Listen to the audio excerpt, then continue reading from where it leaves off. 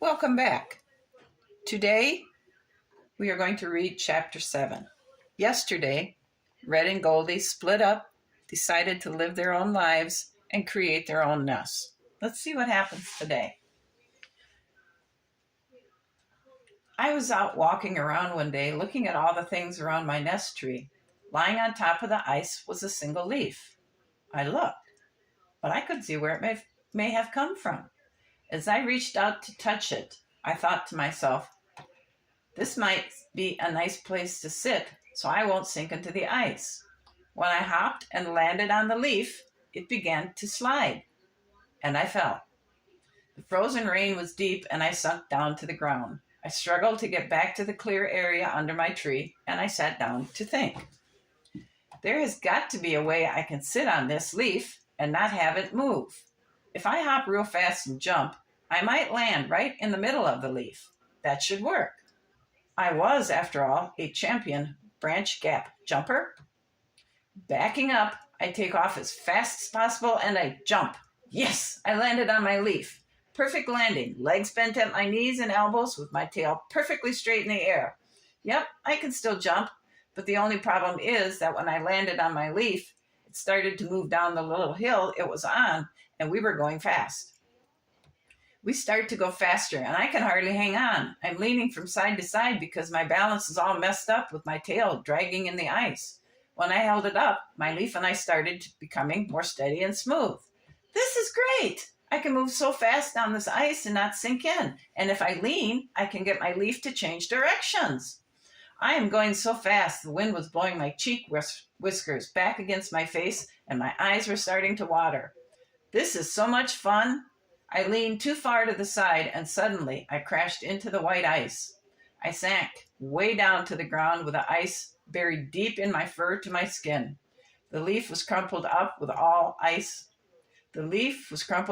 ice all around me. I could only see the sky by looking up. Everywhere I look is this frozen white rain. I'm trapped. That was an amazing ride. I have to figure out how to get out of here and try this again. Sadly, it looks like I need a new leaf. How am I going to get out of this stuff, I wonder? Maybe if I try to walk and push the ice to the side and pack it down as I go, I can dig my way out with a tunnel. Another great idea by Redford Pine Squirrel. I just keep surprising myself. Starting to dig my tunnel towards where I think the ice is less deep, I can eventually walk back onto the ground. I find myself at the base of a tree, and looking back at my tunnel, I wonder, if I dig enough tunnels, can I travel under the ice? It might be fun to try. I may actually find some weed seeds by building tunnels too. It's easy to get lost digging tunnels because I cannot tell what direction I'm going. But it is also easy to get out because I just need to follow my tunnels. You cannot feel the wind blowing, and I am actually quite warm in here. This is such a great idea. I go back into my tunnel and dig a turn right into a beautiful dead seed-covered weed. I was really hungry, so I stopped and ate the seeds. They are delicious. You know, I could maybe pull this weed down onto the ground, add some more weeds I may find to it, and I could build a nest down here out of the cold wind. That way I could stay in my tunnel and only go out when I want more food. I could stay forever in my tunnel.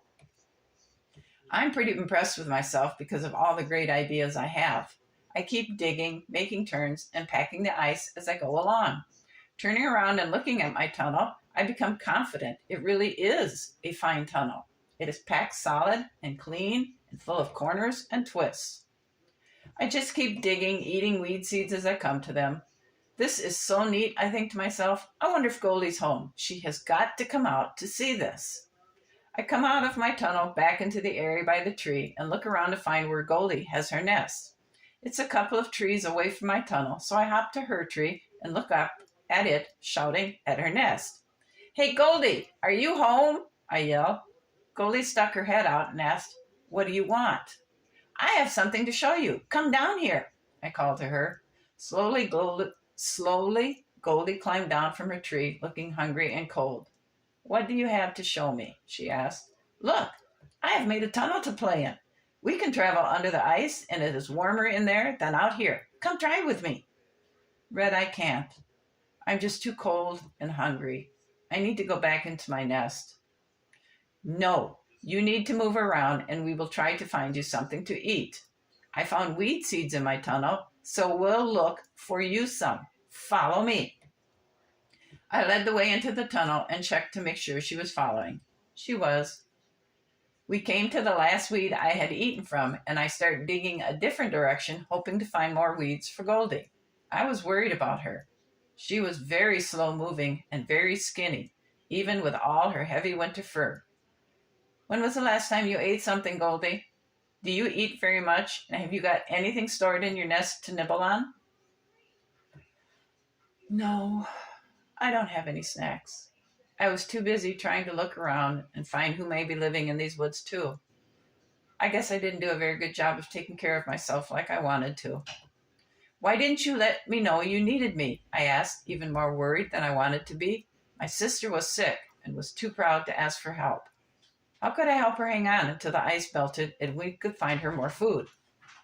We did find more weeds, a lot more weeds, and Goldie ate many of them. I think I would like to go back to my nest and rest now, Red. Thank you for helping me find some food. May I use your tunnel to keep looking for food later? I was watching how you move the ice to the side to go through. I think I can do it myself later. Yes, of course, you can use it whenever you want, I reassured her. She turned around and went back the way we had come. I followed her to her nest tree and watched her climb back up. She didn't jump and hop like she used to. She moved slow and tired. Somehow, I have got to get to the farm and find a cob of corn and get it back here to her. I have to feed her. I started to hop in the direction I knew the farm was. It was a hard struggle. Sometimes the ice was not deep, and sometimes it was very deep. I just had to keep going. I had to. I needed to find food for me, and now for Goldie. I was in the broken cornfield, and I couldn't find anything. There was nothing to eat. I can smell it, but that must have come from the broken stalks still lying on the ground. Some other animals must move in the field too, because it is pretty packed down, allowing me to move faster and not sink down in the white ice. I followed the familiar way Goldie and I had traveled so many times, and presently I come to the house of the birds. I can smell the food in there, but the door is now shut, and I can't get in. I need to find something soon. The sun is going down, and there won't be enough time for me to get back home. Coming to an opening in the really big building, I could smell the dry grass in there. I could also very faintly smell the golden corn. Are there some in this building? I start to walk around and try to find something, anything to eat. I looked up, and there is dried grass piled so high above my head. It smells wonderful, but I can't get it to Goldie, and I can't get her here. I come to a wood wall, and I can smell the corn stronger there. I have to get through this wall, and the corn has to be on the other side. There just was no way to get through. I continued to follow the wall, past a stack of buckets, and in front of me was a hole. When I can get through, there is a beautiful mountain of yellow corn right in front of me. I quickly grab one in my mouth and try to get through the hole. I can. The hole is big enough. Goldie, here I come with food. It took me long until after dark to finally get home, dragging that cob of corn through and under the ice. I am completely exhausted, but I continue until I arrive at Goldie's tree. There is no way I can get that corn up a tree, so I drop it at the base. No way am I leaving this unguarded, so I have to sleep beside it in the dark cold. It was a long night, and I am so cold, but boy, when Goldie sees this, she is going to be so happy. It is mid-morning, and I still have not heard any sound from Goldie's nest. Where is she? I ask myself. Is she okay? Hey, Goldie, are you up there? I called to her. Red, are you calling me? I heard her voice very faintly. I'm here in the tunnel. I got so cold and hungry last night. I came back down to try to find more seeds. I couldn't find any, so I just slept on the ground in the tunnel. Come here and see what I found you, I cheerfully called her. You have to see this. I tried to be as cheerful as possible so she wouldn't notice how worried I was about her. Goldie came out of the tunnel and walked slowly towards me. I watched her face, not believing how different she looked from being so hungry. She wasn't shiny and full of energy. She had her head low to the ground and moved very slowly. Oh, Goldie, I cried to myself, why didn't I check on you sooner? I could have helped you better. Eat this, I ordered her. I want you to come share this corn with me. I'm going to rest, then I will go get us more. I found where the humans hide it. That became our routine every day. Soon Goldie was able to join me on my trips to the farm, and we even got to where we could stop and look at the places we used to play at. We stopped at the house of the birds and talked about when she rode the ugly one. She started to get around better and was becoming more like her old self again. Carefully searching the pine trees in our forest, we found a few pine cones. They were old and black, but still had held some pine seeds in them. We both learned a valuable lesson that in the time of the leaves, we needed to stay very busy storing food for later. Today, when I got up, the sun felt different. The air feels different. Things sound different. I can't figure out what is changing. Is it possible the time of the white ice is ending? Is the time of the flowers coming? Can we stop worrying about being cold and hungry soon? It would not be long until it was warm again. I don't know this, but I felt this in my heart. We had survived. Every day promises warmth. I can feel it in my sunbathing, which is so much warmer. I see how bright the sun looks. It is causing more ice to melt faster. It is a beautiful morning. I had just crawled out of my nest to look at the trees. There was still white ice in small places on the ground, but it was soft and really wet. I noticed more birds were singing and flying around, too. The grass is slowly turning a beautiful green, and I noticed when Goldie came out of her nest, she had her old bouncy walk back. Everything was good now. The sun is warmer, and I can hear bugs singing their songs. Flowers are starting to bloom. My forest was awakening from a long, cold sleep. Yes, Goldie and I had survived. One afternoon, I was sunbathing on my favorite branch in my favorite pine tree and heard a sound I had never heard before. It was like a whistle. I sat up, looking around, trying to see where it may have come from. I heard it again. It came from Goldie's tree. I looked over, and Goldie was sitting on a branch. She stood up on her hind legs when she saw me looking at her. She raised her paw to me. I stood up and raised mine to her. "Thank you, Red," she called. Then she dropped down onto her 4 feet and branch hopped away. I watched her go. Goldie had decided to leave our forest.